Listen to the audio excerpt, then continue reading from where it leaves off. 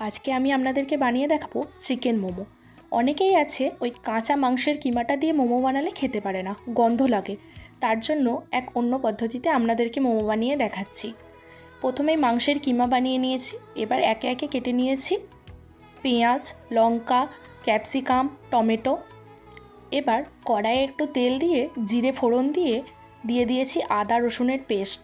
তারপরে একে একে নুন, অল্প চিনি, তারপরে এই মাংসের কিমাটা ওতে দিয়ে দিয়েছি। তারপরে দিতে থেকেছি ম্যাগি মশলা, এতে স্বাদটা আরও বাড়িয়ে তোলে। যে কোনো তরকারিতে একটু ম্যাগি মশলা দিয়ে দেখবেন, অনেক স্বাদ লাগে। তারপর এইভাবে মাংসটা কষিয়ে নিয়ে পুর বানিয়ে নিয়েছি। এবার তো আপনারা জানেন কেমনভাবে ময়দা মেখে মোমো বানাতে হয়।